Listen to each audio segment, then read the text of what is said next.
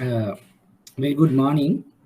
We have Raveen, Samindri, Charindu, and Udita with us. So let's see. We have 1 more minute to go. So until others join, I'll just brief what exactly we have been doing. Yes, good morning, Samindri. Last few weeks. Today is a kind of extra day that we have requested from IBSL, given the kind of the tight schedule we have to complete the task. But last week development was basically now with the postponing of A levels, so we might have again the exams may be postponed beyond the A levels. So whatever come its the externalities, so we'll try to manage our classes during allocated time. So what we have done so far is we have discussed introduction to the project or development financing, and then we discuss about detailed SME banking. And last week actually we discussed about sources of financing, especially to these entrepreneurs who are involved in SME and project financing businesses. Right? So today we are planning to discuss microfinancing, which is another subset of development financing syllabus. And then coming Sunday, we plan to do some past paper questions which relevant to section 1 to 4. So that our plan is during July. So we are in a position to cover areas of SME, micro, and introduction to the project financing. So starting from the August, so we'll try to start initial supporting techniques, tools, methodologies to understand project financing in detail. So having done some of those initial work, then we can move to the project financing in detail. So that's what basically our plan. So time to time, as I mentioned you, so we try to do some past paper questions. So it could be easy for you to understand whatever our the theory stuffs that we are discussing each week. So then it will my understanding is it will be a good sort of complement. So when you do the theory plus the relevant past papers, so later obviously depending on the time, so we will undertake several past paper questions in detail, so that we are in a very good position to attempt the past papers, right?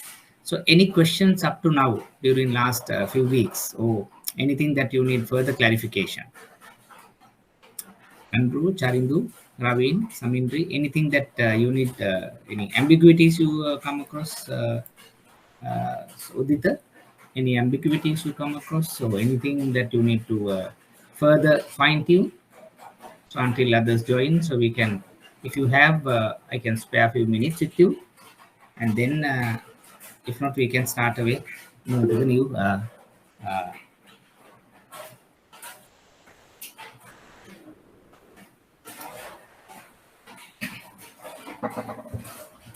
topic. Yeah, Samindri, factoring basically is like this. It's one of the product which has been offered for SME customers, mainly under the SME type of products. So in factoring, we basically have three players, say bank, a client, and the buyer. So I'll explain with example. So bank probably maybe could be what we our role. The client could be say farmer, producing some outputs and providing providing goods to, let's say, Cargills is the buyer in this case, right? So generally what the buyer could the farmer could do is, so he produce something and he gives that to the Cargills, and after 120 days to 150 days he gets the money. So that's how it been operated in general. So what under the factory, what we could do is, the farmer once supplied goods to the Cargills can come to us bank and say that I have supplied goods, to Cargill's. This is a good received note, and this is a good received note. So I want some money upfront rather than waiting 120 days. So what the bank could do is, based on the good received note, which is issued by the Cargills, so we can, discount maybe 70%, 80% of that, give the money to the farmer to do the next working capital cycle. So after 120 days, Cargills will directly send the money to us. So there are three parties: bank, client, and the buyer. So we agree, we sign tripartite agreement between these three and operate this as a kind of some legal framework. And then the advantage for the farmer is he gets the money then and there. And advantages for the Cargills is that they can get uninterrupted supply, because the farmer does not now wait until Cargills gives the money back. And then because the bank is advancing, then and there the farmer can go for the next round and supply. And the bank, what we are getting, we also get some interest and the fee income.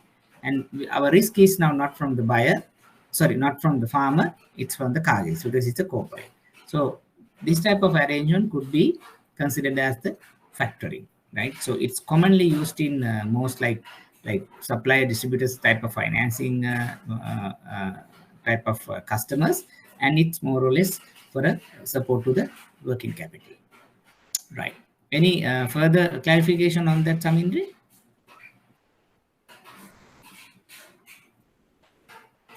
Is it okay?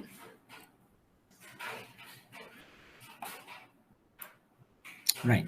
Andrew, on your question, it's not exactly sure. The thing is, now the A level is now scheduling from mid-November to first week or the mid-December. So I'm not sure that how they are going to slot the IBSL exams during that period. So early, actually, it was scheduled to conduct IBSL exams mid-November to early December. So with the A levels coming in between, I think they might have to revisit the calendar. Not they can't advance, because we don't have enough time to complete the syllabus by.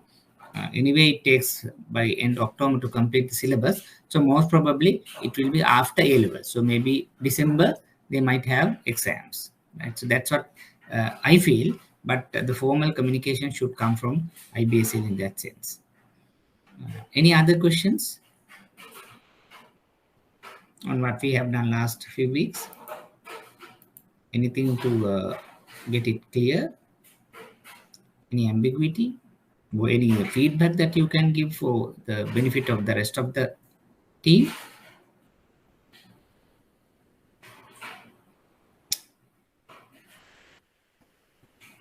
Charindu, generally what they are doing is after a week or so, they put everything into the YouTube channel maintained by the IBSL. So you can get all the recorded videos for all subject and from the all lecturers, you can get it there.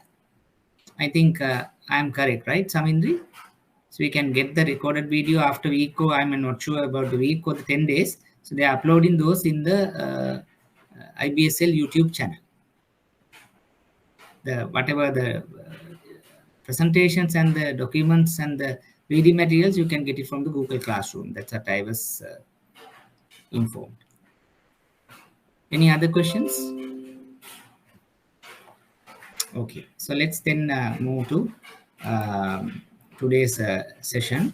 So today, basically, what we are trying to understand is microfinancing, right?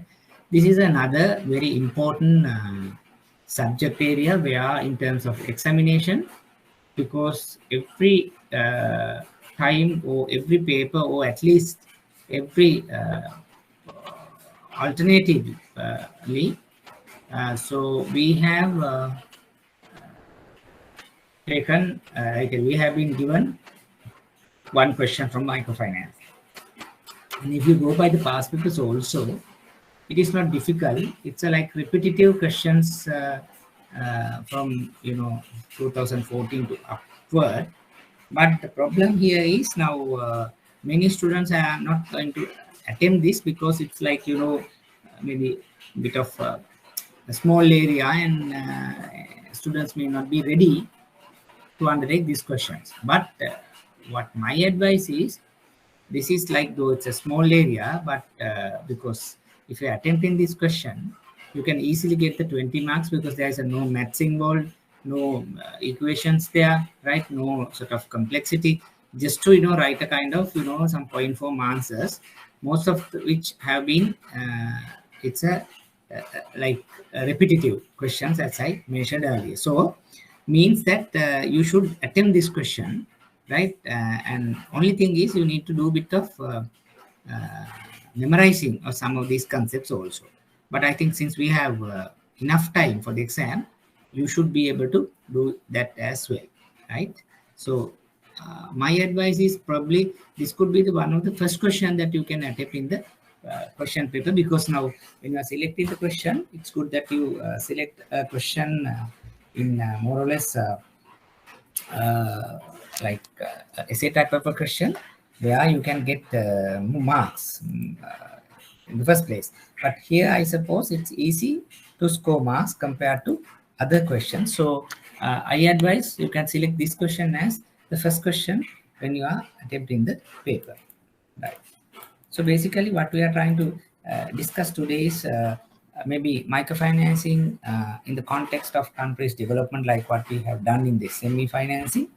And then we try to understand microfinancing in detail about definitions, how the microfinance has been created, who are the stakeholders, what are the myths and realities in the microfinancing, so on and so forth. Then microfinancing models also we try to understand. There are a couple of, there are many number of models, but we try to understand microfinancing models, few models for you to get a better understanding. Finally, the act which has been passed in Parliament 2016, but still let us be to be in full force.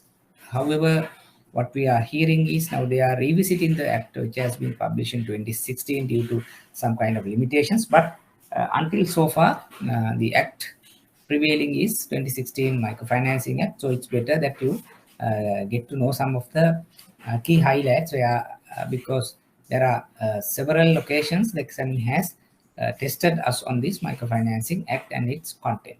So that's what basically we are planning to discuss today. And on the other hand, I have also shared you a reading material with this, so which is again very comprehensive reading material, where I try to take almost all question areas given by the examiner into that reading material in addition to the general stuff. So I invite you to read through the reading material and get familiarized, because it's kind of very important in terms of examination, right? So economic development and microfinancing involvement, right? So if you first we see a definition, there may be so many definitions you can find in terms of microfinancing.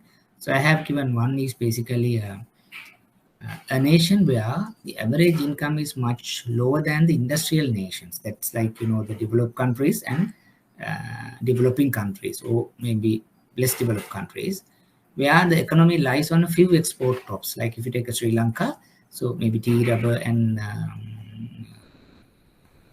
coconut, like.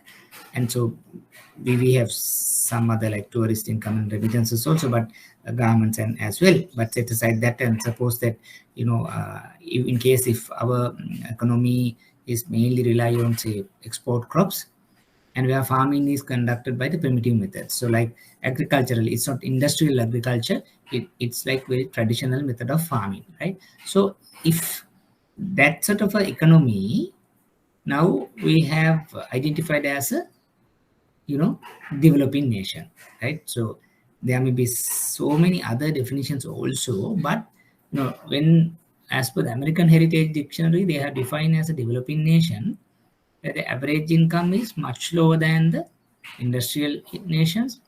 Economy is highly dependent on few export crops, and the farming is done in a primitive method. So that sort of a economy has been defined as the developing nation by the American Heritage Dictionary, because we need to understand what the developing nation.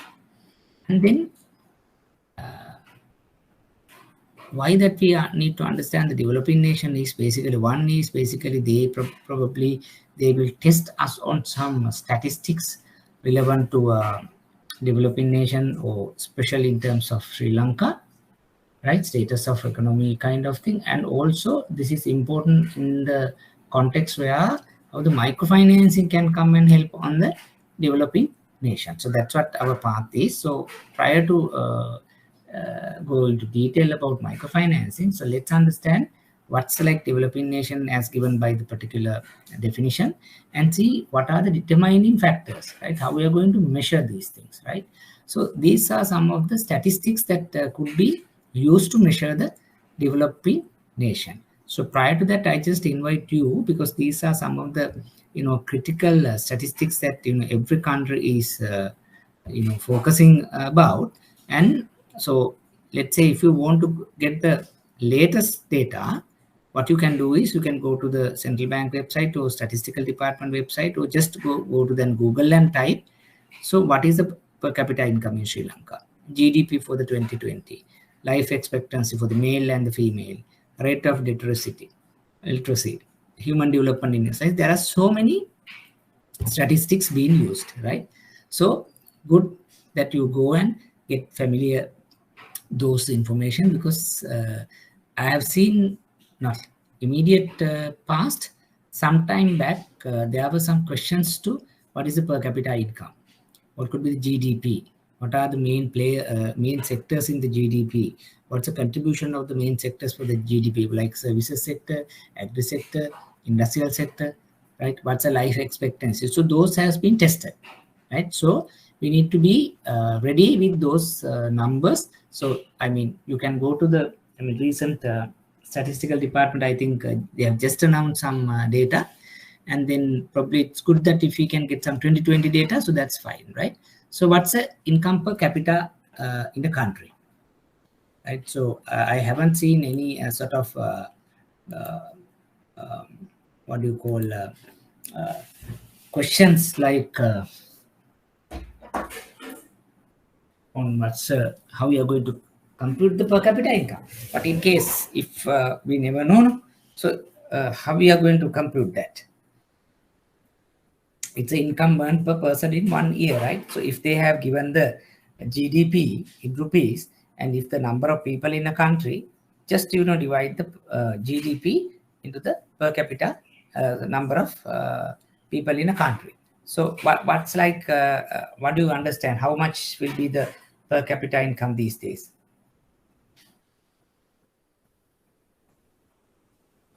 What's like the per capita income to decide the developing nation and the developed nation? How much you would think? You should know these things, because one thing is it could be like very testable materials, the other one it could be something it's a general knowledge. There's a recent past also that there were some articles. What could be the like number?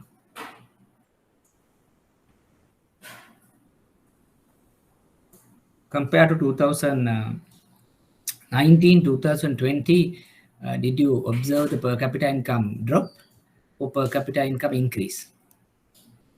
Any thoughts?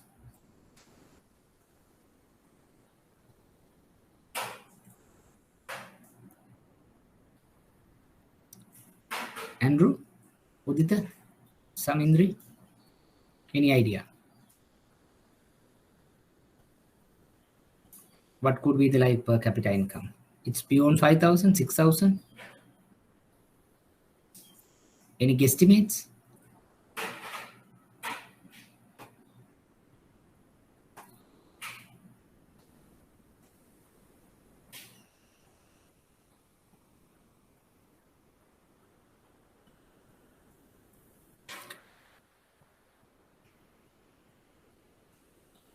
Right.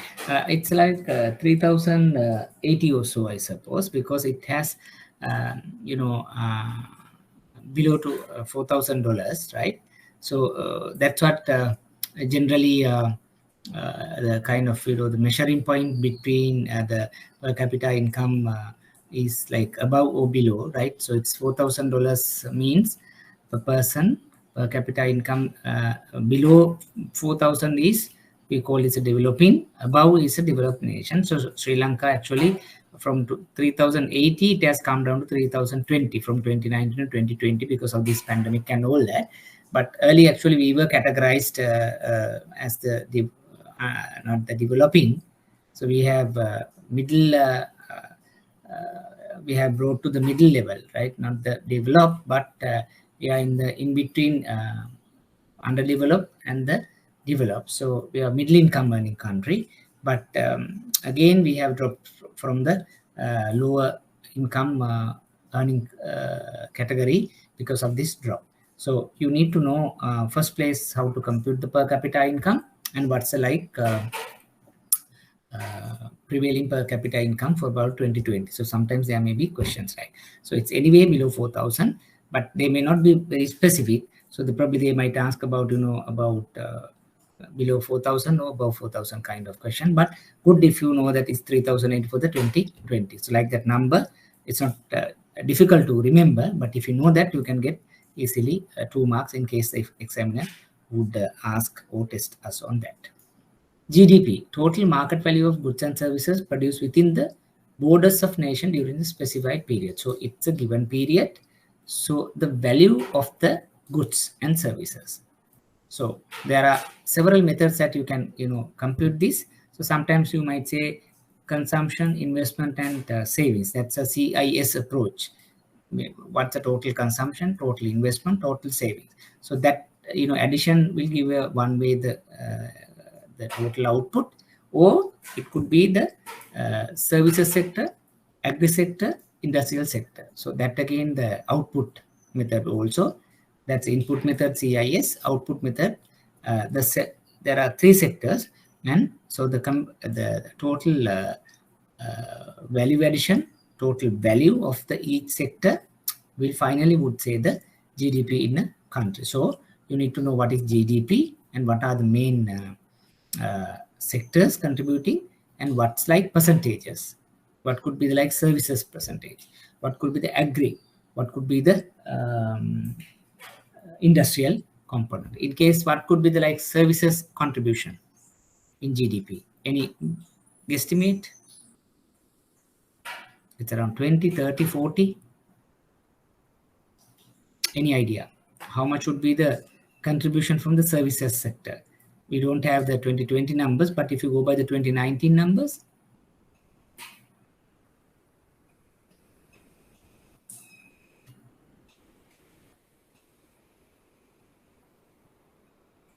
it's like 40-45%, right? So you should know these numbers because these things generally come in for our exam, right? So they say what's the contribution from the services sector, so agri sector, so like that. So probably they might test us on these areas, right? Then life expectancy, again for the male and female, I think it's around 75 to 76. The female are leading. So number of years a person is expected to live based on the statistics. So again, we need to understand what could be the life expectancy of a given country. So if the life expectancy is the higher, means there are the labor force inactive and more contribution could be expected from the labor, right? So it could that life expectancy is high, means health and other the factors also supporting the particular economy. The rate of literacy, so like it's around 92% or so. Ability to read and write, that's a Sri Lankan context that we need to see how much it's for Sri Lanka. Human Development Index, statistical measurement of health and well-being.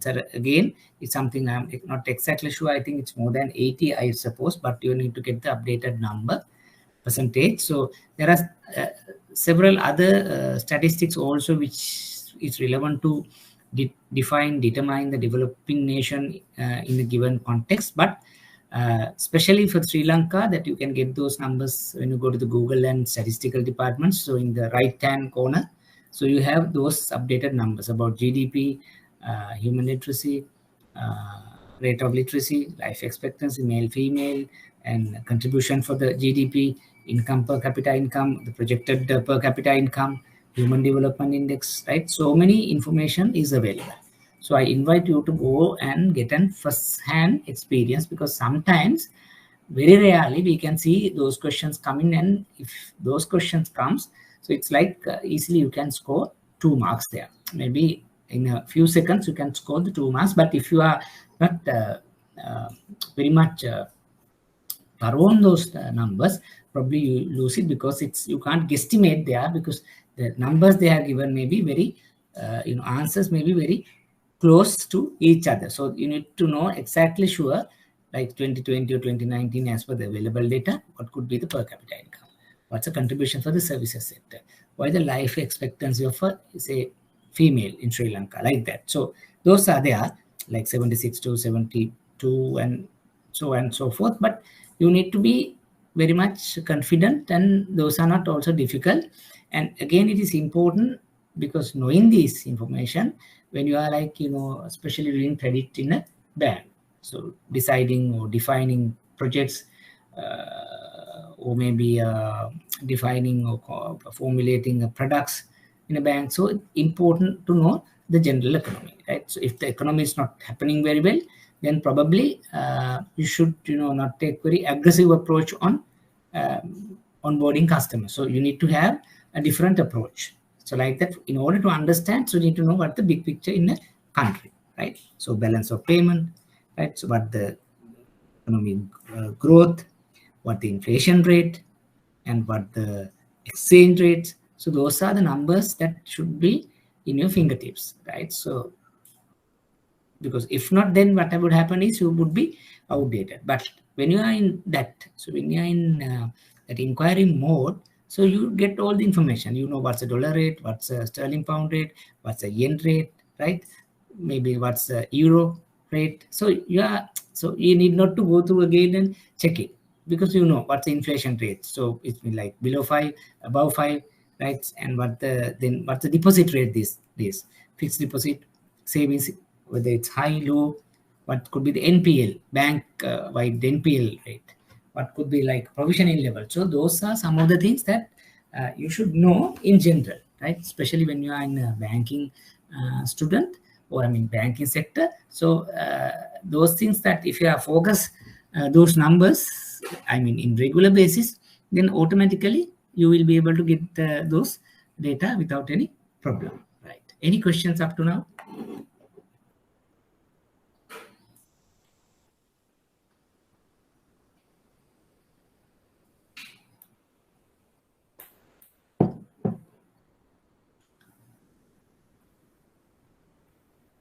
Then this is another important slide, because sometimes there may be questions from the examiner asking what are the the factors one has to concern in terms of country's development.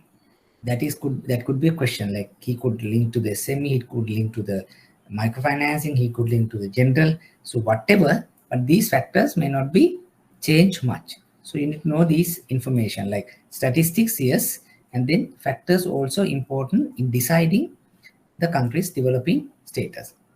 Rapid population growth, lack of industrialization, lack of infrastructure, political turmoil, political war, political peace, like that. Economic vulnerability, right? So these are some of the things that you should read a little bit, and also at high level you should keep those things in mind.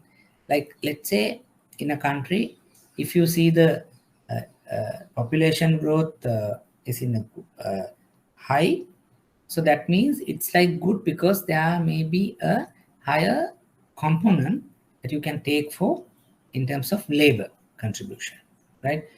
Let's say industrialization is very key, whether it's a slow phase or it's a higher phase.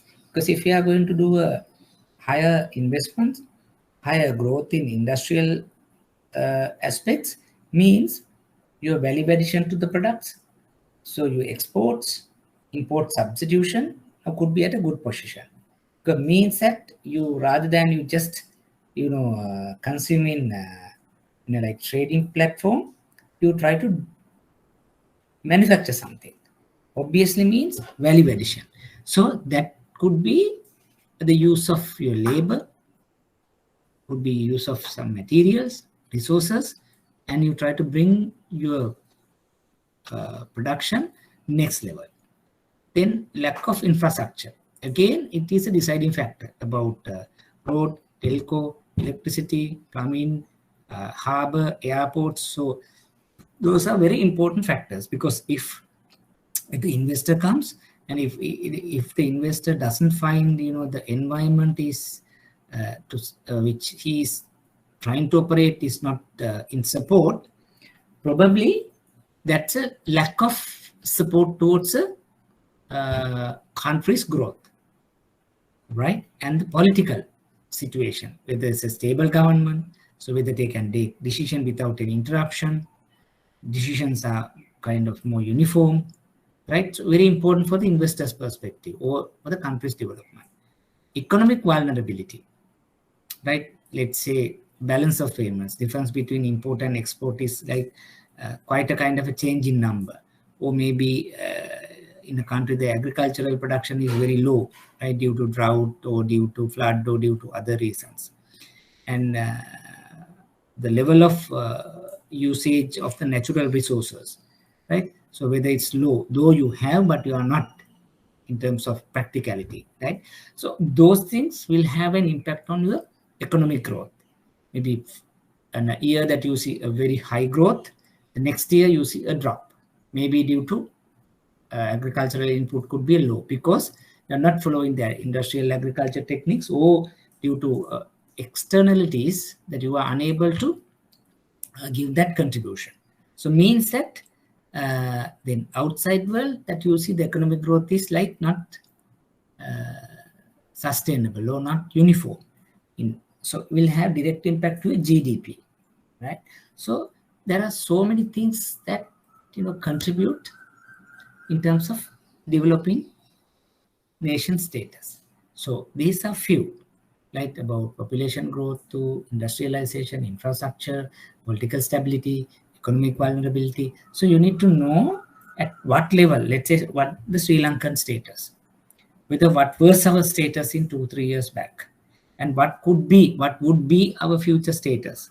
You need to know. Based on that only we can say, right, whether what's our GDP right now, what the forecasted GDP, what could be the forecasted growth rate, why it has been impacted due to COVID or due to some other reasons, what I'm going to do that in order to match these kind of issues. Like those days we have issues like balance of payment, debt repayment, lack of foreign exchange, interest rates though that it's a bit of low, and the other side we see the increasing inflation, right? So a bit of vulnerabilities among the some sectors in the country, like some strikes are taking place and all that. On top of that, still the pandemic, the fourth wave is like is expecting. So those are the problems in the big picture. So especially when you are discussing this development financing or like very high level concepts, that you always to keep in mind what it is like the your operating environment, because it's very important. If not, what could happen is like you try to take your decision in a macro environment which may not be feasible in terms when you go out in the market. If you take a branch, for example, and you go to a area like say southern province and you open up a branch, and then you think about internal and you try to go out and market. So when you go to the tea sector, you should understand what are the problems facing by the tea smallholders to tea factories to tea brokers and all that. Without knowing that, you might go to the market and say that we have this product and these things, but the market is not in a position to capture or to be offered those products. Why? Because we see there is a fertilizer issue in the market, and then bit of dollar issue, and then a competitive pricing on the exports, especially in tea where some other countries doing well, and then harvest is bit of impacted due to some of the droughts which has been prevailed earlier, right? So there are some inherent issues in the tea sector. So without knowing all those things, if you as going as a traditional bank and try to solve their problems might not work now. So you need to understand what's the big picture there. So what are your solutions to support that?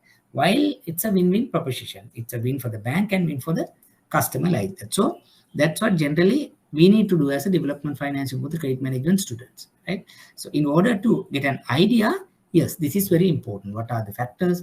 What are the statistics? Why we call the developing developed nation, right? What are the things that we could do in terms of microfinancing, in terms of SME bank, in terms of project financing, in order to alleviate any issues, in order to address some issues as a country we are facing, as an economy we are facing, right? So keep that thinking always, like thinking big. You always see what is happening in the macro perspective rather than micro perspective. Yes, you can do work in micro environment, but always take the decisions. Your decision should be based on the externalities, the things prevailing in the macro environment. If you do have any questions, please raise, right? So we can answer and so we can discuss. And yeah, last one is a minimal education, healthcare and nutrition. That's another factor where a country is concerned, like whether, at what level your education, at what level the healthcare, whether it's a subsidized or not, what is the like nutrition levels, right? So those are very important factors in terms of country's economy, in terms of deciding what the economic level, development status of a country. So having said that, now we need to understand how the microfinancing could support in economic development, right?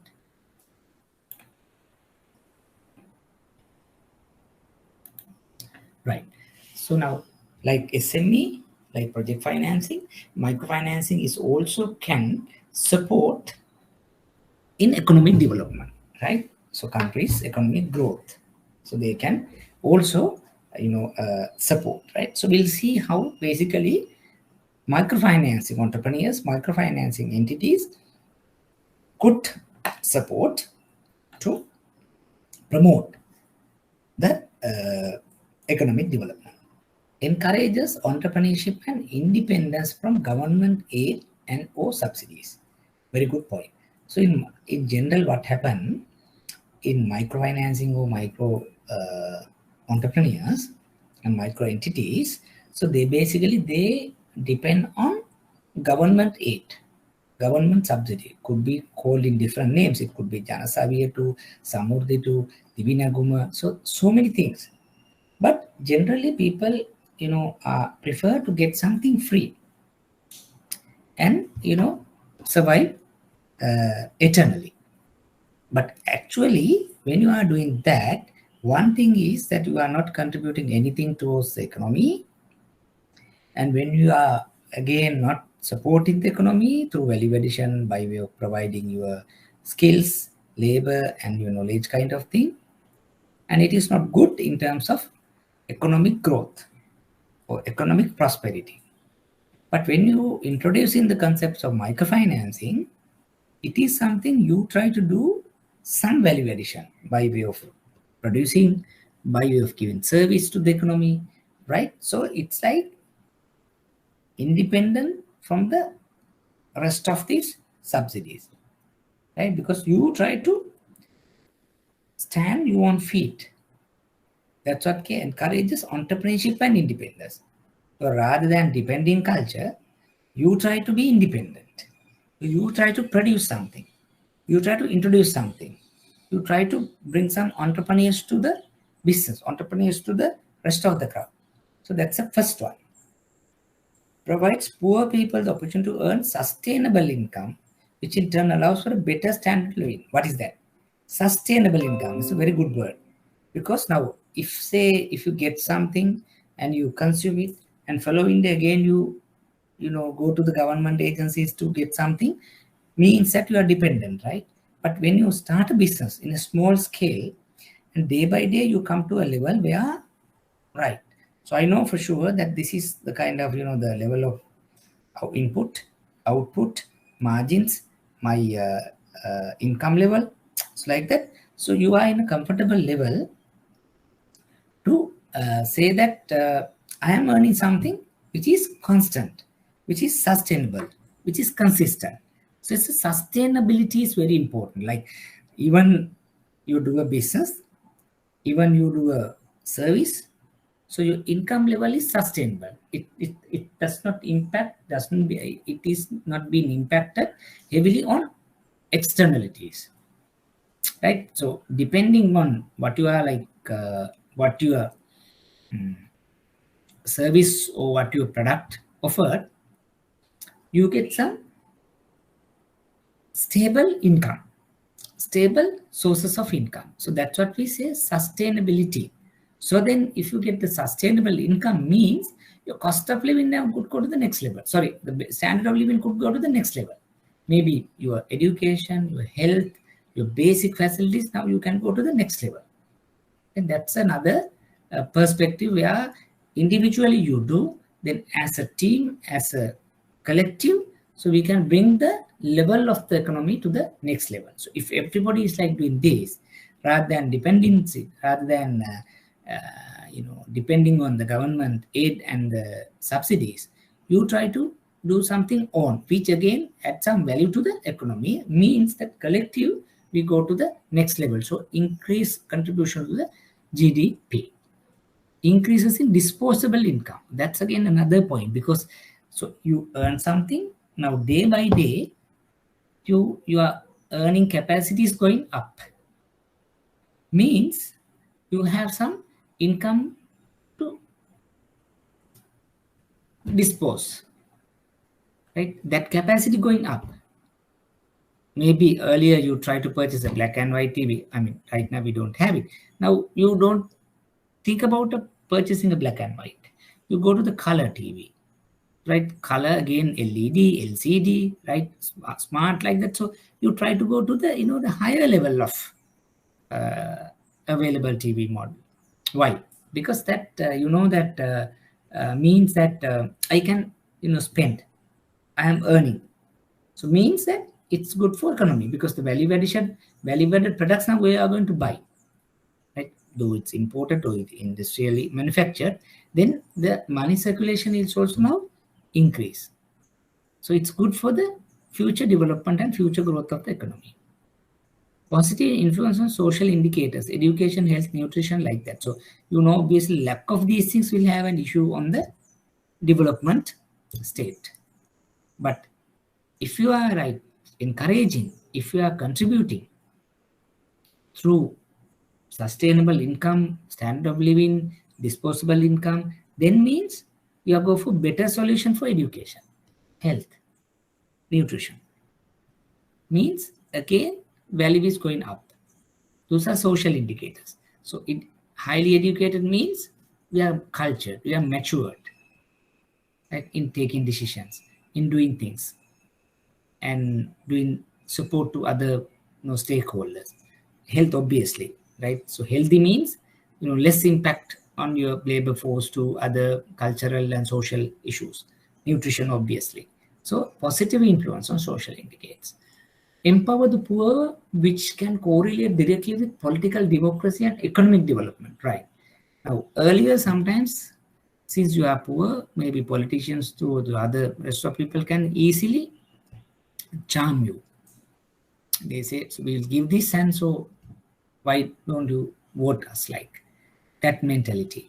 But when you are maturing, when you are developing, now you think, so are we to vote for to get something, or are we to vote for country's development? Are we to vote for social equity? So you think differently. Then it's not easy to charm you, easy to cheat you by the politician or so-called whatever, right? Then the political democracy is going to be created, prevail.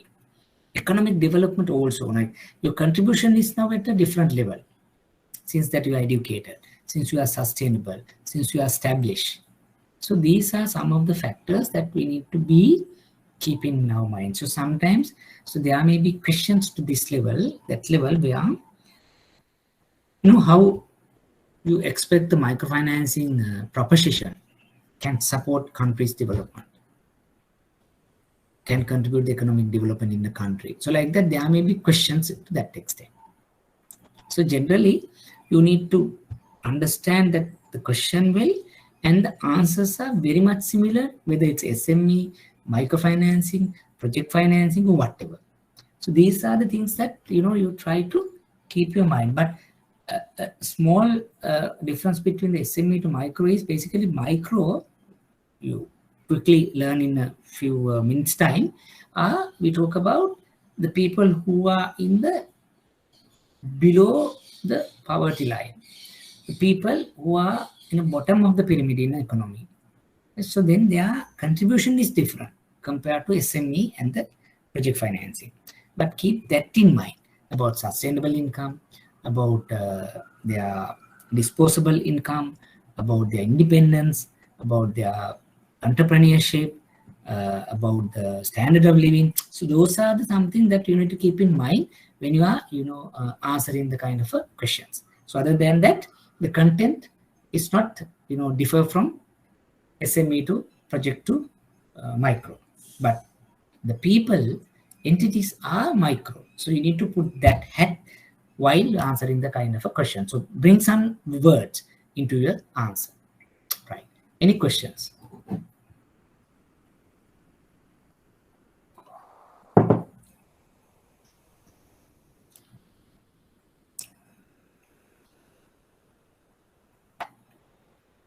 Any questions?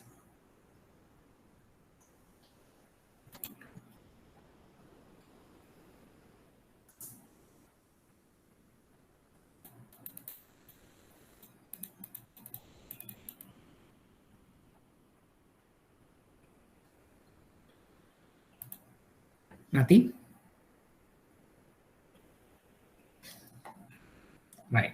I know these are straightforward, but these facts are very important for exam perspective, right? So that's why I just wanted to take more time and explain, right? So now when come to the microfinancing, this is the person actually who was behind this microfinancing concept.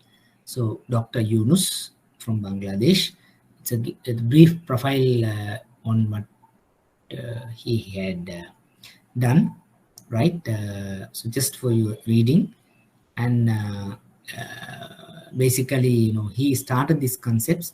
So in the on the thinking that this could be useful for developing nation, underdeveloped nations, but right now what we experience is this is not for underdeveloped.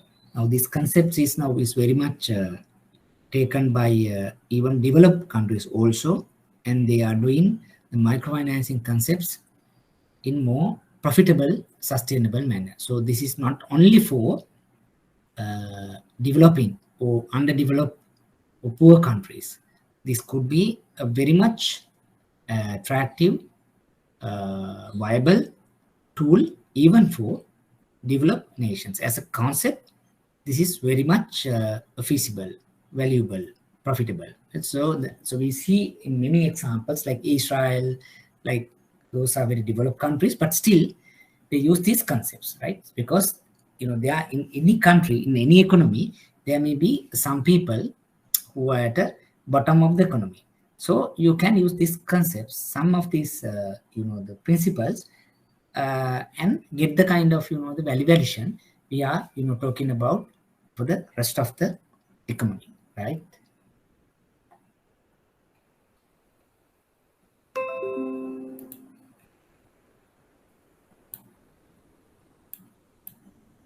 This is again about Grameen Bank Bangladesh. So you can read so how they have grown. Actually, the stats may be a bit of older, but even if you go to the Google it, like you can find some latest data, but it's not exactly relevant to for exam. But this is just to say that who invented, who initiated, and how far they have come in terms of a country, in terms of economy, in terms of people, right? So these are some case studies. Even right now, it's being updated, right? And how they have used these concepts very effectively, right? This is important, right? So this is, we are trying to understand the concepts more clearly. Why microfinancing? There are some thoughts, right? Still some debatable. some very constructive criticisms also, but try to understand why microfinancing. Majority of low-income group people in a country, in the economy, still don't have access to formal financial institutions. What it means, like if you take Sri Lanka for example, yes, we have reputed banks, non-financial organizations, and rest of near bank right institutions. Still, many people who are we identified as low income group are unable to access to finance. What we call financial inclusion is questionable, because they, due to various reasons, they can't go to the designated financial institution and get the financing need completed. That's question number one, or the issue number one. Then they have irregular seasonal flow of income, right? Now banks, we prefer sustainable income, regular income, uniform income. So means it is easy for us to decide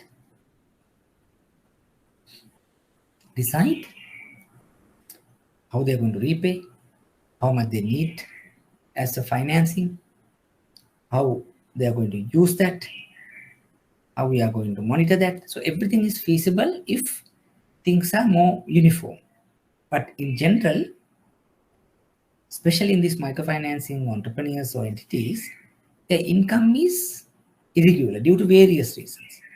Or there may be seasonality, maybe quarter, biannual, or it depends on the weather patterns, like so the seasonal. So then it may not be easy for us to judge their repayment capacity. Collateral. So many people, they say they don't have collateral as a security, right? Many banks still encourage, insist collateral as a security, collateral as a to support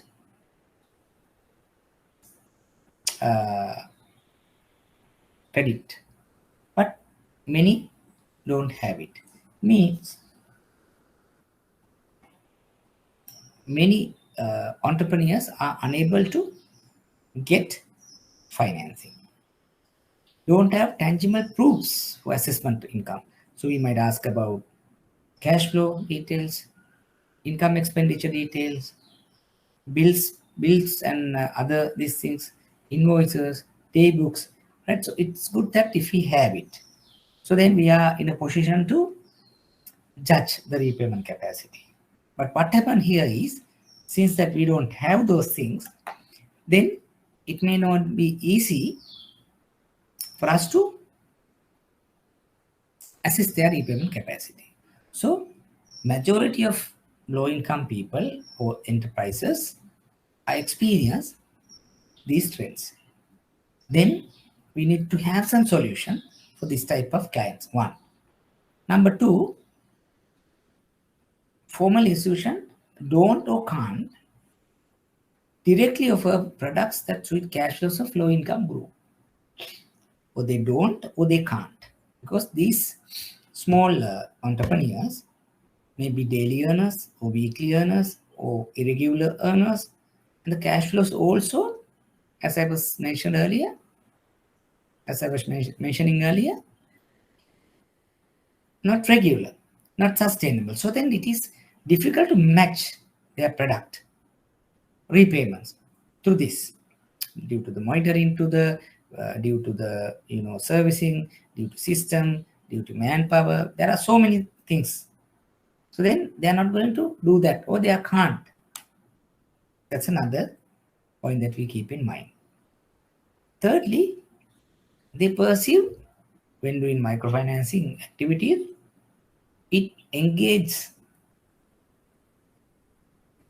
encompasses with higher transaction service cost, or higher credit risk. That's how they perceive.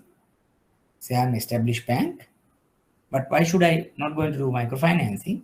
But I feel there are high costs in terms of providing services, because my central office located at Colombo, my regional office located at somewhere, say Kurunagala, but these clients are located in Trinco, Vaunia, Mena, maybe located different places, but sanction into, appraise into, market into, recovering, right? So are not easy. So then high transaction cost, service cost, so which we are unable to cope up. They're not ready to cope up, because we also worried about the profitability of this transaction. On the other hand, we see a recoverability of this credit may not be easy, right? So we perceive that higher credit risk, the clients may not be pay as we expected, may not be the reality, but that's our perception. So these are some of the inherent issues in terms of this industry. Whether it's a myth or reality, we need to question a bit. We need to understand further. But in general, we perceive this something. We experience this. We feel this. We opine this. So then, what's the solution? What is the solution? So the solution could be the microfinancing proposition, right? These are some of the factors, experience we encounter. However, a microfinancing could be a solution. So that's why we put it as a question mark. So let's move further.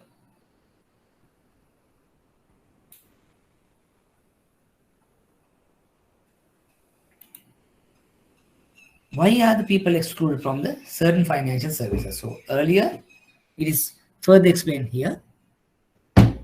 Lack of collateral guarantors. Because earlier also mentioned, bank insist on collateral. Or they don't have a chance to offer collateral. Bad credit history, obvious. One thing is bad, or they don't sometimes, because though they are operating, that has not been listed in the crib. No identity card, no identification, right? So probably they were very good bankers. So they were very good clients, but not has been reflected. Oh, bad history, as I was telling, there may be impact, or there may be issues in seasonality of cash flows.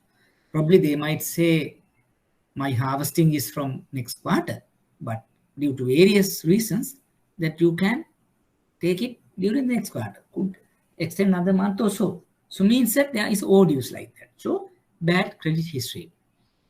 Gap in the communication, lack of confidence in the bank. So bank perceive the risk, higher credit risk. Oh, bank think that, these are not the type of customers we should onboard, right? And then the banks could communicate the way they want, which is not understood by the clients in microfinancing sector. So there may be gaps. Doubt of the bank of repayment capacity, as I was telling.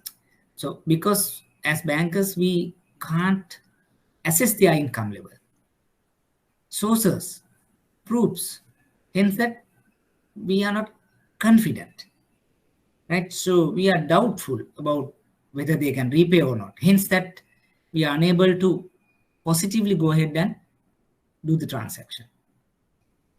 Lack of access to financial infrastructure, maybe ATM too, maybe bank branches too, maybe internet too, right? I mean, maybe GPS to like track and control. So lack of infrastructure in terms of bank offerings, bank infrastructure might have some issues, because especially these clients are located in remote areas, not in the center, not in the heart of Colombo, heart of a town. So they may be outskirts. Even reaching to the particular suburb town may take a day or two. So as bankers, we are unable to track, monitor their cash flows, their growth, so many other things also. So hence these people are excluded from certain financial service offerings, accommodations. Again, what could be the alternative? So then the microfinancing would be a good proposition to answer most of these questions. So that's how the microfinancing is coming into equation and coming as a useful financing technique. Right. This is a very good slide where try to define microfinancing. Can be categorized into two, that is micro and finance. Micro is micro entrepreneurs. You can also include the micro entities here, entrepreneurs, entities, both. There may be one-on-one individuals and small entities like sole proprietorships, partnerships like that, society like that. So there may be entities also. So micro entrepreneurs and micro entities. That's the first line. Has to be amended. Then they are self-employed. And because they run the business their own. Maybe one individual, two couple, they are run their own, self-employed. So they are in the business. They do the value addition. They do the production. Low income population. In a country, in a population, in an income level, they create low income category, low income the population. They classify under that. Excluded population also, as I was telling earlier, in financially or otherwise, they're excluded because they say they're micro. Nobody is coming and looking after them. No financial, non-financial organization go in and support them due to inherent difficulties, issues we mentioned just before 1 or 2 slides. So that's how you understand the micro. When you say we are asking to define the microfinancing, this is a very good the definition that we can build your answer. What is micro? Micro is like this type of clients: entrepreneurs, entities, self-employed, low-income group, excluded populations, right?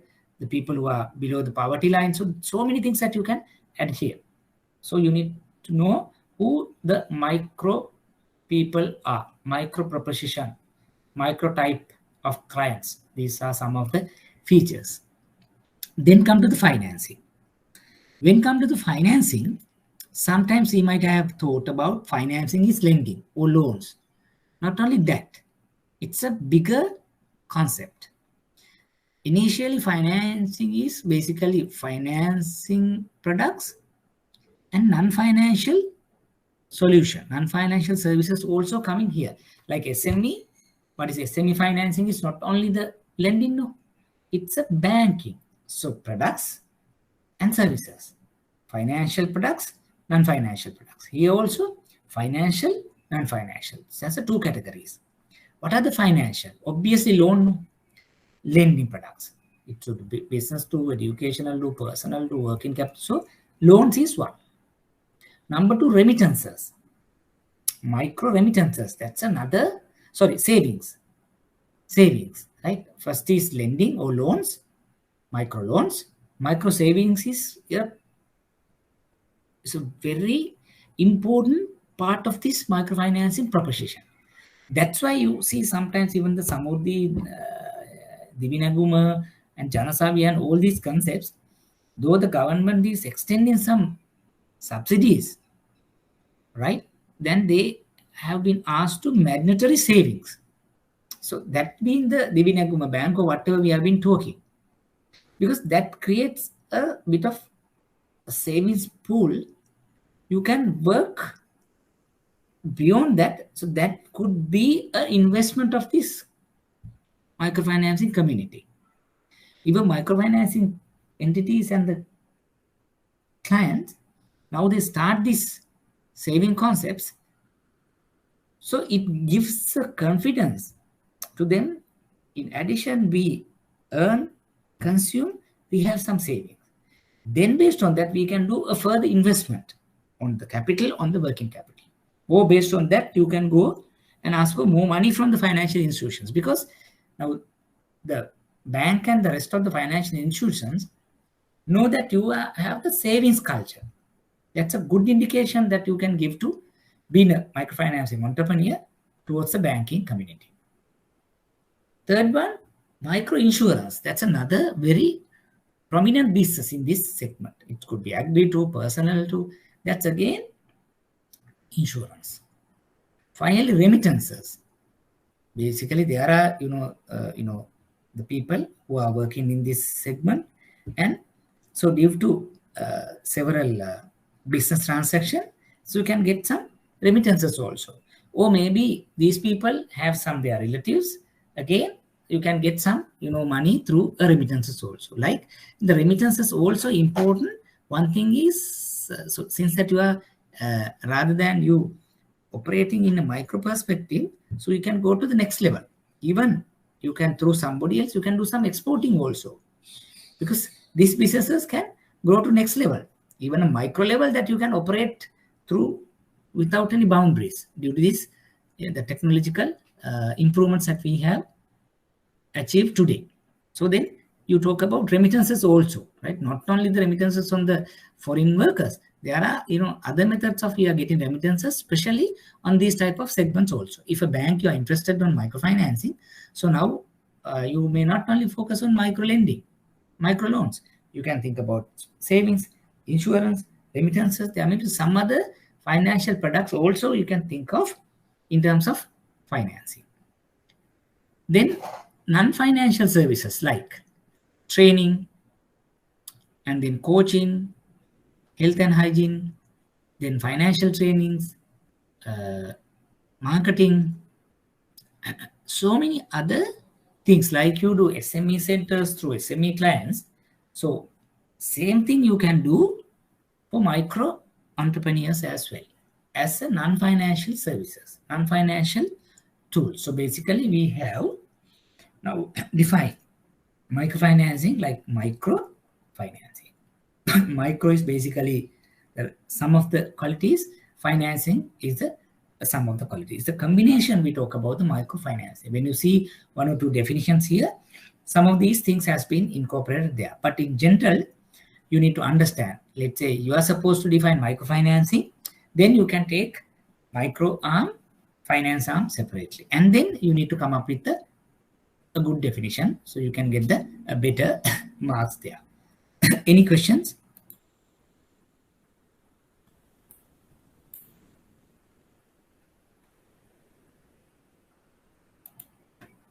Any questions?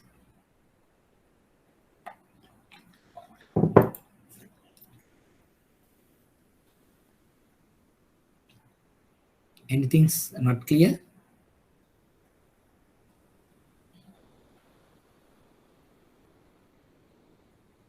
Any questions?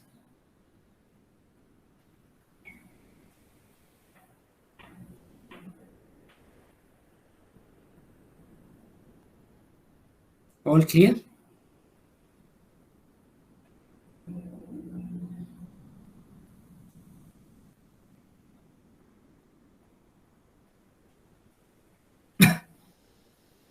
Right.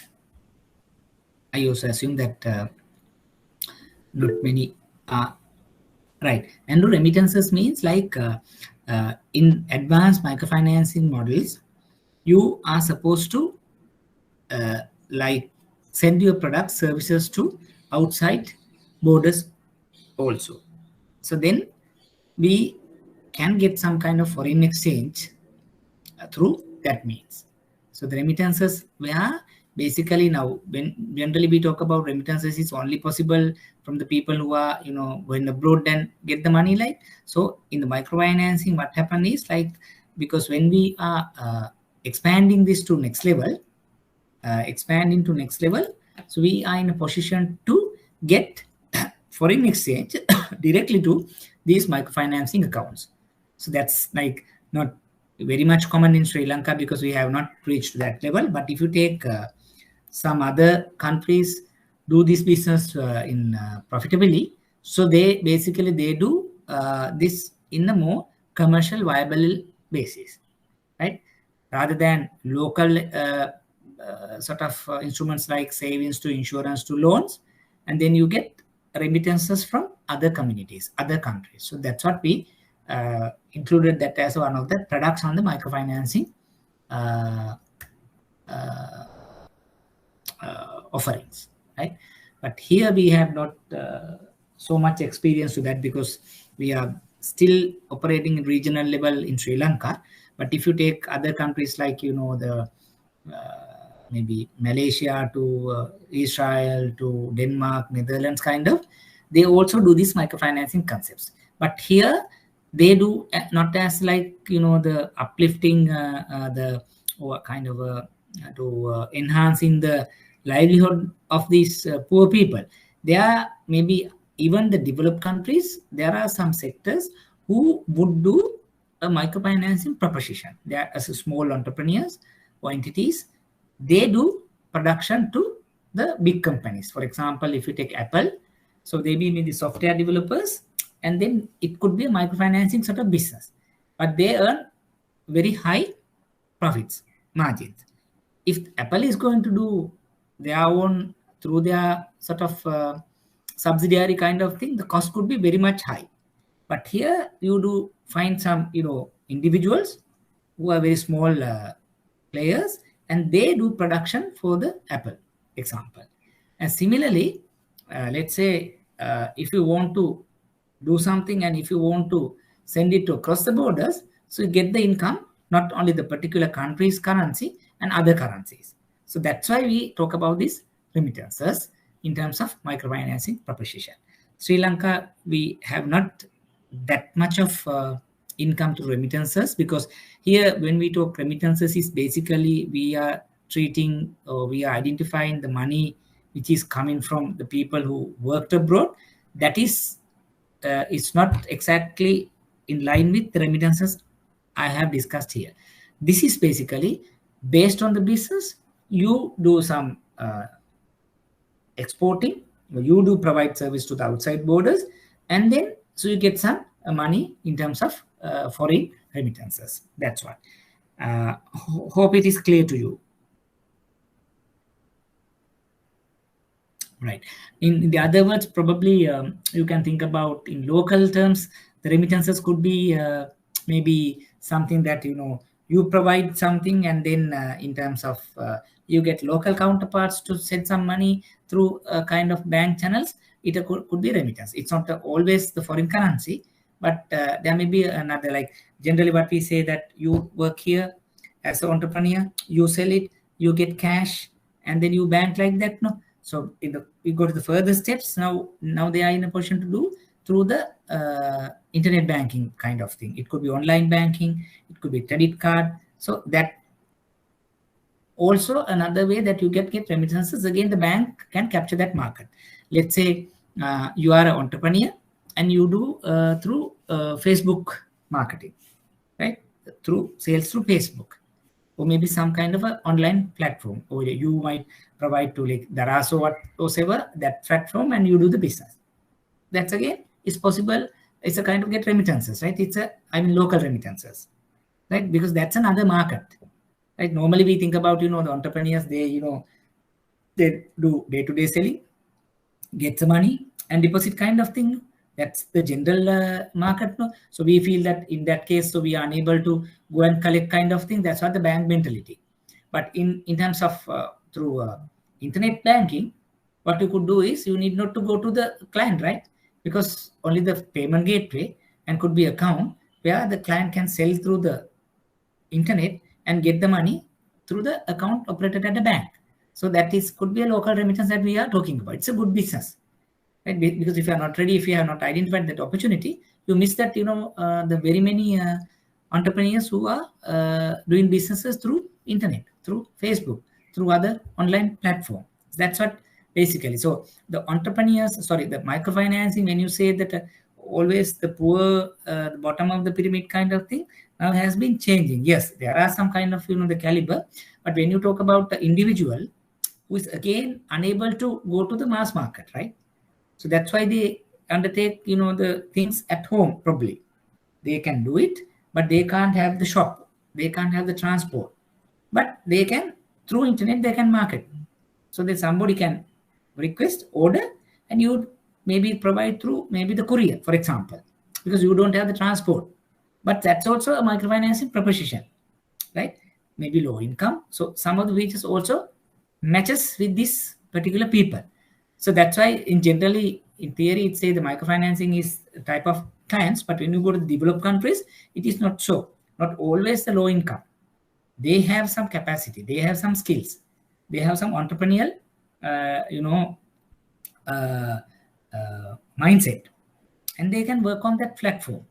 Only the difference, the difficulty is probably they can't go like the bigger companies, go to customers, do advertising, do transport kind of thing. But in a small scale, they do. But what bank, we need to know who are these clients, what are the channels, what are the challenges. Right? If they are in internet banking, yes, you can easily, track them. Right? Maybe, I mean, so many things that you can do in terms of tracking, monitoring those things if you are operating in that kind of platform. That's a possibility, right? Rather than saying that we can't monitor, no tracking, we don't have technology, but there are many who are doing that. So sometimes you have understood there are some even the company who do internet financing, right? Loan Me is a kind of a facility where you give some advances through internet. I mean, collection and all that there, but not the person-to-person interaction. It's a new level of banking. Right? It's a like a entrepreneurial sort of microfinancing sort of proposition in terms of banking. So we still thinking about how to capture, how to monitor, how to visit kind of thing. But there are some ways and means that you can, counter all these age-old traditional practices. Right. Having said that, we try to understand on a formal definition on microfinancing is the offer of financial, non-financial services. As earlier, financial, non-financial. To whom? People. Then the people described as micro entities, entrepreneurs, low-income people, then entrepreneurial qualities, right? And excluded from day-to-day banking, right? These services are adapted to the needs of the target population, right? So basically, these are some of the objectives. That's also the part of the definition. So we know there are people in this caliber, we offer financial and non-financial products. That's a very broad definition. Basically, objectives of the microfinancing proposition is create, reduce, improve, empower. Very important 4 objectives. Every time the examiner would ask about what are the definition, what is the definition, who are the key stakeholders or the beneficiaries, what are the key objectives. So those are very common questions we have received so far, and we have been received so far. So it's good that you focus on whatever these all areas and couple all whatever the requirements when you are answering the particular question. Sometimes the examiner would ask about 3 questions under one in separately, or otherwise he might ask briefly define microfinancing proposition. So then you have to talk about what is microfinancing, the objectives, and what are the beneficiaries or the target market. So all 3 you can write into 1, 2, 3, or 4 lines. So I have given separately each item here. So they create, reduce, improve, empower. What are those? Create sustainable activities to increase their income. Remember, because sustainable income is very much important, right? So you need to create sustainable activities to increase their income, because now that's important, right? Because if we are not creating the sustainable activity, because it could be working capital financing or capex financing, so you need to support these people to create the activity sustainable. Today, no tomorrow, day after we have, following day, no, you can't like that. So sustainability of activity, then the end result could be income is sustainable. Reduce external shocks, because you operate in a niche market, small players. But if something happens to the outside general market, and if it have an impact into the business, then it is not sustainable, right? Because as much as you try to create an environment where you reduce external shocks, so then you can continue, you can work the sustainable activities. Third, improve not only the business income, the standard of living. The entrepreneurs and their families, the education to health to nutrition to and other living condition. So housing needs to health and lodgings and everything. So improve those. Then they go to next level. So otherwise, so they earn, they consume, earn, consume, earn, consume. That will eternally will go. No. So your target is not only earning, it's a sustainable and also address the living condition. Right? Earning something, consume, and bring the next level. Empower people, especially the women empowerment they are talking about. So empower them to take decisions rather than dependent culture. They try to take decisions on. They try to work their own plans. They try to read the environment and do the best thing depending on the prevailing circumstances. So like that. So microfinancing is for clients who are into this category, and they provide these type of products on financial and financial, and main objectives are create, reduce, improve, and empower. So that's the full definition that I have mentioned here. So we'll see one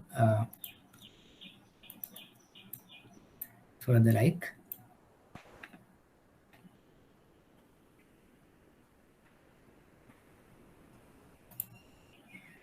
target client. So right, so this also we will look into. Give me a minute, I will back in 2 minutes.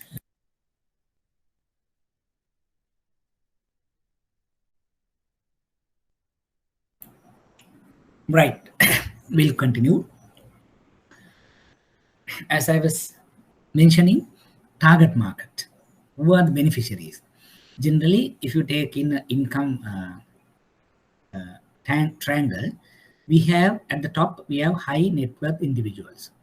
So we have middle income earners. We have low income and ultra poor. So generally, poor and vulnerable households are in this pyramid, which is at the bottom of the pyramid. Generally, low income people, ultra poor or the low income. So generally so we do banking with high net worth individuals and middle income earners. So we have different classifications to, let's say, private bank into inner circle to high net worth individuals to like that. But again, there are sizable components in an economy who are earning low income, right? So this low income community is our target market, right? So that's what we always try to focus, because these people may be low income, but in numbers, it could be very large. In numbers, it could be very large. So it's our duty also to, focus on these people and get maximum out of that towards the economy. Because if you take in economy generally, it's like 80-20 or so. 80% of the people are poor or vulnerable in general, right? And then their contribution to the economy may be 20%. But the rest is maybe 20% to 80% contribution. But if you take in numbers, or if you take in terms of their contribution, labor force is very much high. But if you can improve most of these avenues, then we can make this 20% much larger, right? And more, what do you call, income distributions, it also could be acceptable in terms of economy. So that's what in every economy, every government is trying to do. Recently, actually, I have shared 2 articles, maybe written by one the professor. So he talks about small, medium, and micro enterprises features, and they are sort of the factors impacting what do you call towards basically their performance, right? So I think I have shared some of the groups, banking groups also, was in the last week island paper. So basically, he talks about the issues faced by these many SMEs and micro SMEs, but more or less to the SME are very much common that what we have discussed here. So he has given some solutions also. So one of the solution is like we need to focus these bigger numbers through technology, so that get maximum out of these people. So that's what our target also as a bank, because now as a banks we have to do it, because now, like, if you take right now LOLC, they do this business very effectively, right, and very profitable too also. They are, the core business is microfinancing, not in Sri Lanka. Even they go to the outside Sri Lanka, especially African region, and they do wonderfully well, right? Because they very much focus on this industry. So why, in general, the banks are not willing to take this type of initiatives is sometimes there are some myths and some realities also. What are the myths in this microfinancing? So people talk about they are poor, not bankable. That's one of the misconception. The people bottom of the pyramid, poor households, poor entities. We can't trust them, right? We can't depend them. We can't bank with them. So that's a kind of a misconception we have. And then we talk about only lending, right? So we have to give loans and recover. So other than that, there is no cross selling, right? No sort of other financial products. That's a myth. Group lending is only the possibility. So we need to find at least a couple of good people, and then it's a group lending. So it depends on each individual. So there are some kind of a myth on that. Social charitable activity. So people believe, the banks believe, so this is we need to give, maybe the government directive, so very difficult to recover. So we need to write off some time. So means that it's a charitable, it's not profitable. So that's a sign of myths in the microfinancing that we have come across. But in reality, it is not. Poor are bankable. So it has been proven that this segment is highly bankable, low credit risk, low NPS recorded, right? Very much what do you call honest, right? Repayments are great. So that's what the practical experience, practical results are telling, as against the myth. Not only the credit, not only the loans, we have other financial services, which I have mentioned a little while ago. That's only the loans too, that's a savings too, insurance too, remittances too, and non-financial services. That's so many other things bank can do. Yeah, we can get income, fee income, as well as interest income. Both group and individual lending also available. So when we discuss about microfinancing models, we can further understand where we have not only the group, but also the individual lending also possible. It can be profitable, because not only the service, you can do it in a profitable way, because many even developed countries also taken some of the good concept initiatives in the microfinancing, and they do very profitable business. So it's not only CSR, it's not only a charitable activity, right? It's like you also can do a profitable business under this. So that's what basically we talk about. This is only the myth. It's a reality where these are the things that we have come across, we have found out. Then constraints. This is very important. Now, banks or other many financial organizations are always telling there are some difficulties, constraints, obstacles, problems in doing microfinancing. We have heard this in SME financing also. In whatever financing, yeah, we are coming across, we have faced some constraints, difficulties. So in microfinancing specific, there are some constraints which now we are going to discuss. Information asymmetry is higher for the poor with no credit history. It's obvious because many people, though they are undertaking financing, they are not listed, recorded in the CRIB. Hence, that we are unable to track their credit history. Or they may not be maintaining proper financial records, to bill books, to day books, to income expenditure statements, to right financial statements, to they are not maintaining. Hence, we are unable to judge their repayment, financial performance, status, position, and etc. So it's a big problem for financial institutions. Number two, unable to offer collateral, which we have discussed earlier also. Many are unable to offer because at their stage of life, they have not even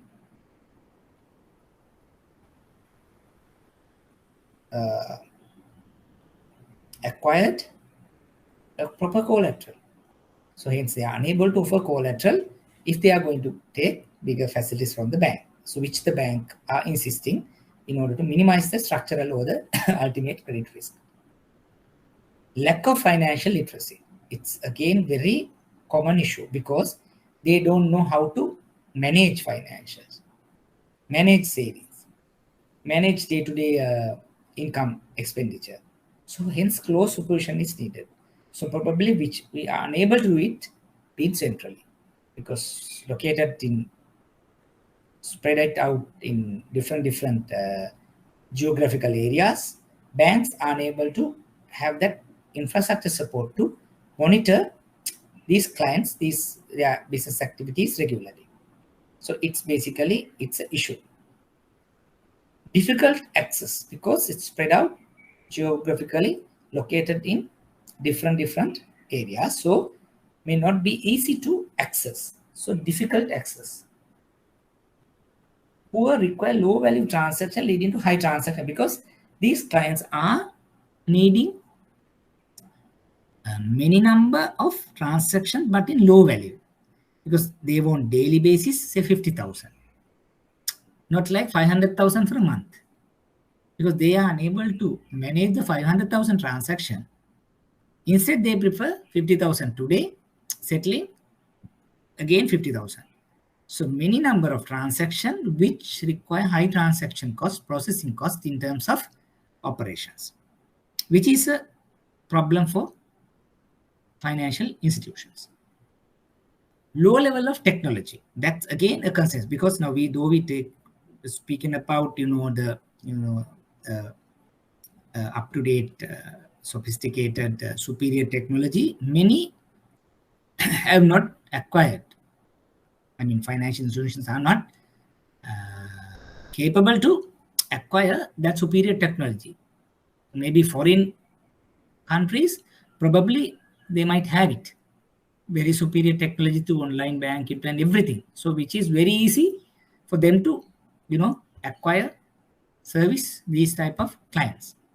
But in our case, we may not have that. So these are some of the obstacles in doing microfinancing business. But still, you need to do that because it's very profitable. It's very, lucrative business if you are doing it with right proposition. Right. Any questions?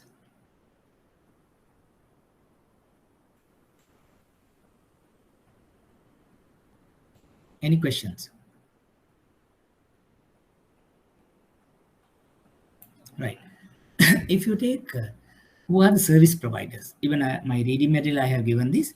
So there are so many service providers in this microfinancing sector, like formal institutions to semi-formal to informal sources also are engaged in this microfinancing business. So that's why many organizations, even the Microfinancing Act has been in place to guide and manage, monitor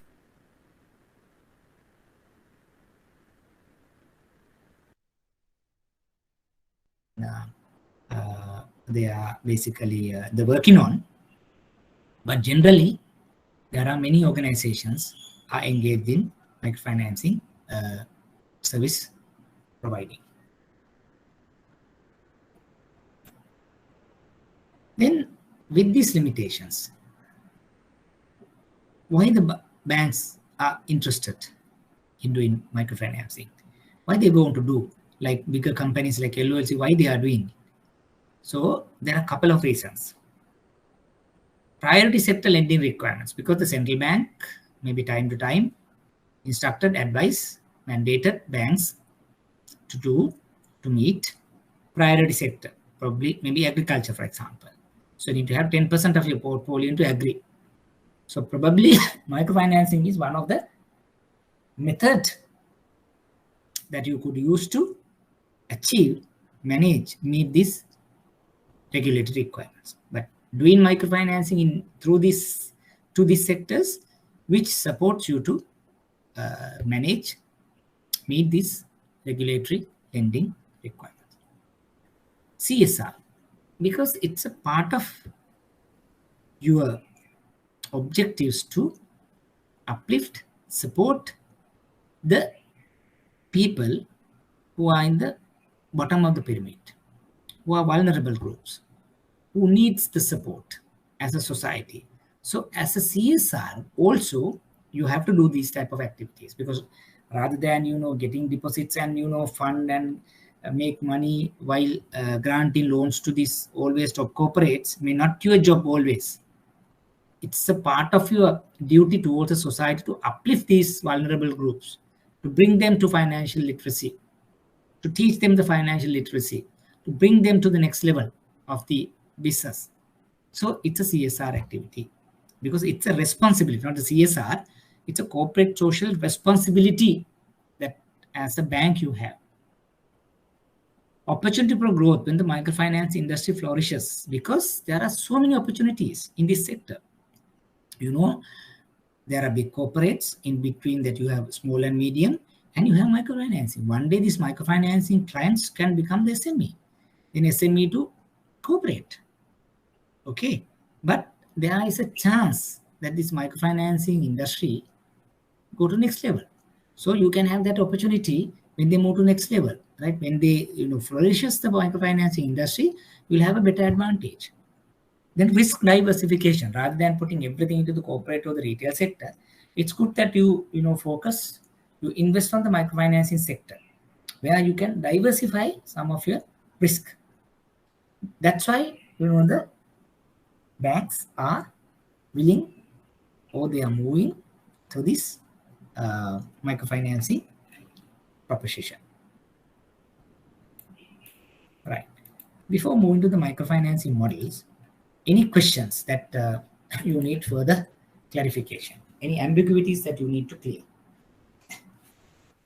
I know not very technical, but very much theory, but still we need to know these stuffs because it's very important. Any questions? Today we don't have much audience because probably most of your colleagues would be observing still today. Today is SLPOYA, all right? So they can read through my tunes and YouTube presentation later. Since you have joined, any questions from you in? Udita, Samindri, Andrew? Any questions? Charindu, Raveen? Any gray area, any difficulty? All good or what? You are very much comfortable on the content? Yes, sir. Okay. What about others? I don't know. This is very bit of difficulty here, but going by the content, I think it's very straightforward. Only, yes, thanks, Amindri. Only thing is that I wanted your focus onto this area, because every time, thanks, Udita, we get a kind of question. When you see the past paper questions, you can see, same question, they put it in a different way, but the answers are same. So you can get maximum marks out of 20. Thanks, Charindu. Thanks, Andrew. You can get at least 16 to 17 out of 20 if you practice this well. So my request you all to also go through this presentation well, go through the reading material, and we together we do past paper questions, and obviously you can get very good mark on this question if it comes, right? Don't drop this question, because many students, since it's a small area and they haven't been into this particular model, so they might not be able to attempt this. But since that we have enough time, right, because November or even December, so I mean, try to do it today itself and get familiarized, because only thing is, now when you go to day-to-day banking, you may not be experienced this type of concept. So that's why we feel this is alien to us. But SME to project to other things we are hearing, but microfinancing is a different proposition, which are not very much into our day-to-day banking. So that's why we are not interested. But it is not. The way forward is like microfinancing and the development financing. Yes, microfinancing is the way forward, right? There may be a lot of entities are into this. The banks also willing to do this. Maybe probably due to some of the limitations, they might not. But it's up to us, right? And you need to read through, get more and more detail, read the articles, right, and get more details onto this. And sometimes this might be very much useful in time to come, because there are so many microfinance entities and entrepreneurs in Sri Lanka. They may be well aware with the technology available and all that. Probably we are not.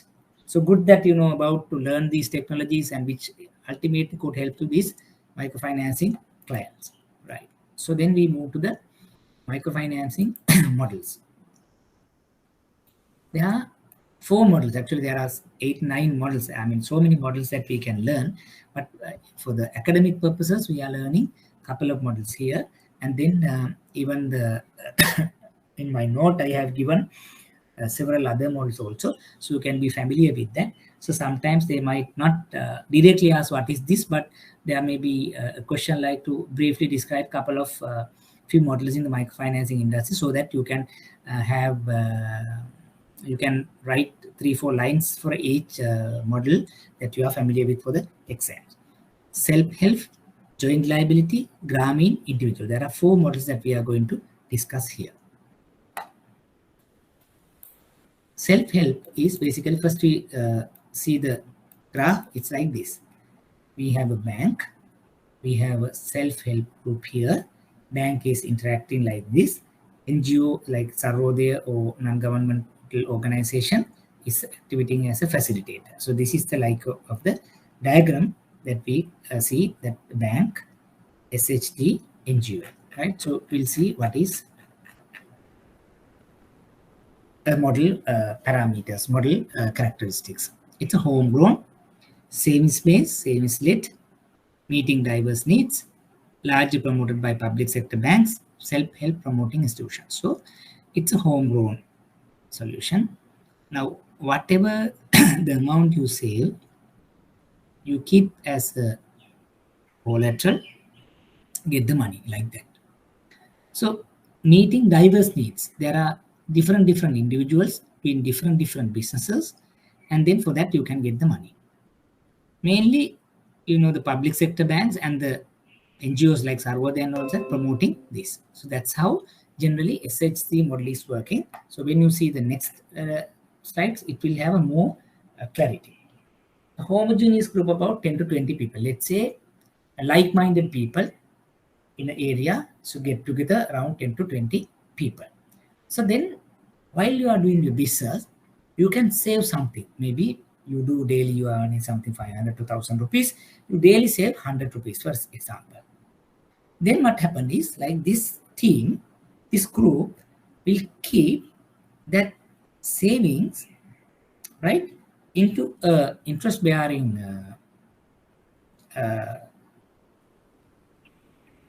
thrift. And so based on the amount, they can give loans to the members, right? So every member learns financial discipline initially. So I will take some money and I have to pay the interest. I have to pay on the due dates, like that. So you have that, the financial discipline. So depending on the SHG's maturity, bank also give loan to the SHG depending on the amount of pooled savings. Like, so 100 rupees each, and then so as a savings account for the group in the bank, you have say 25,000. It's a savings. So thinking, considering that maybe the bank also could add something to that. So they can give some loan to this. So it make it 25 to 35,000. Now you have 35,000 with you to give away to the members, right? So what happened here is there are these 10 to 20 people get together and make decision, and whom to give, how to give, and how much to give. Third party involvement like bank or the NGO will come here as a facilitator, will be the NGO to treat and inculcate the financial discipline. The bank will keep that deposit under their bank based on their savings. And finally, the bank also, after some time, 1 year, 2 year, 3 year, if you see that it's happening well, and the bank also could introduce some loan to that, the kitty, or what you call the deposit, maintained by this SHG. So if they have, say, 50,000, the bank would give another 25 there. Again, interest bearing. So the bank has to be repaid, but now you have 75,000 as a pool to give loans to your members. Because the initial stage, not very many regulations, agreements, because here these 20 people will decide. Among them, they get loans. Right? They basically discuss and how to and what to and when to kind of thing. So you are, as a team, you try to do the kind of transaction. But here, low amounts being granted. Loans are very low amount, not a bigger. And then even daily, weekly repayments. Once you repay it, you can get back another loan. Financial literacy, financial discipline is very key. So you try to train, you try to acquire the disciplines, financial skills before moving to the next levels, right?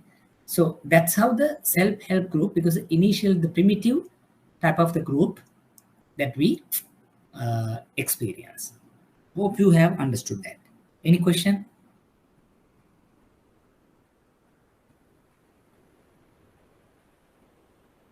Right. Then joint liability group, again we'll see. Here it's with the diagram is joint liability group. So in between the microfinancing or the NGO comes here, and the bank also coming here. Earlier it is a facilitator.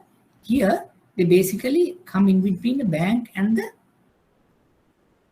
the group, because they're directly involved in the operations, right? How it's happening here is like this. 5 to 6 individuals. Like earlier there may 10 to 20 homogeneous team, but here 5 to 6 individuals form a group. Members mutually guarantee. If there are 6, if I am taking a loan, the other 2 will come and guarantee my loan, because it's a bit of higher amount. It does not link to the savings. If I save, I can get, no, it's not the mechanism here. Even without adequate savings, you can get a loan because you have established a bit. 6 members here. Each is guaranteeing the rest. Loan given to individual members of the group. So if there are 6 members, there may be diverse requirements also, not homogeneous. So I do one, they do something, they do something. So even the different industries could be possible. No group meeting. And maybe the NGO would come and support, right? Take some of these decisions, right?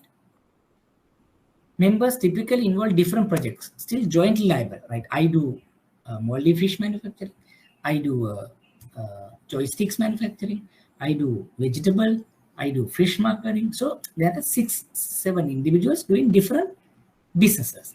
But if I take a loan, there are maybe 2 individuals will be guaranteeing my loan to the bank or to the NGO. If it is Sarvodhi like that, they have the financing arm. And then I am supposed to repay. There's no requirement of having adequate savings. Initial loans to the group are small, and if there's a successful repayment, loans can be bigger. Like maybe the bank through the NGO can give loans to this group. Maybe initially small, but later based on the repayment that you can, it's a bigger loans can also be towards a group. In case of a default, other members are liable to pay the defaulting member. So within the group that they are taking loan, and if they are not going to pay that, so can be the expense of the rest of the people who guaranteed that. We call joint liability, bit of advance. Earlier self-help means a same set of people, a small loans, right? Same is link. But here, bit of bigger loans, individuals are taking, rest is guaranteeing, different industries, and then more formalized teams, and then the NGO is coming in between, like to, to directly facilitate, or sometimes they also give grant loans, and after getting the bank loans, so we kind of operations that we call the joint liability. So that's what we can discuss today, because we don't have enough time. So basically what we have done today, we try to discuss about the microfinancing, and microfinancing is again one of the component of the development financing syllabus, where maybe 10% or 10 to 15% of exam weightages. So we have seen every time, or alternatively we are getting a question. As I was telling you, it's not difficult, very easy question, but you need to be ready, because there are ample questionable areas there in the past question papers. I have included that in the reading material as well. So basically we discuss what is microfinancing, the advantages, the imports of the microfinancing, what is developing nation, statistics of the developing nation, the factors impacting the developing nation, and then we discuss about microfinancing definitions to various levels, who are the stakeholders, what are the myths and realities of the microfinancing, and then we discuss about some of the models of the microfinancing also. So next week we are trying to continue with the microfinancing, next week actually, the Sunday, the rest of the microfinancing presentation, and then we'll move to some of the questions relating to the first four syllabus areas. Right, that is it from my end. Anything from your end? Any questions? Yeah.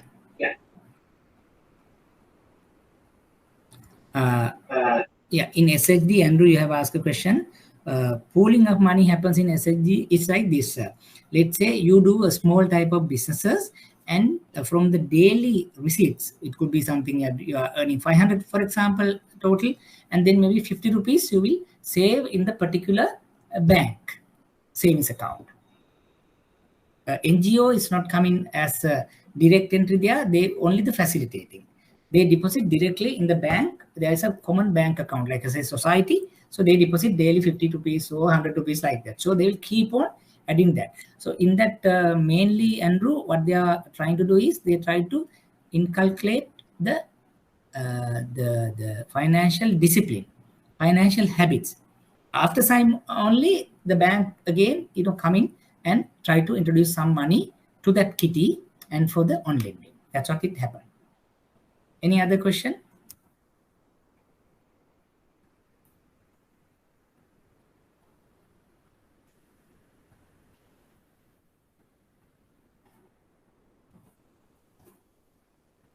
Question?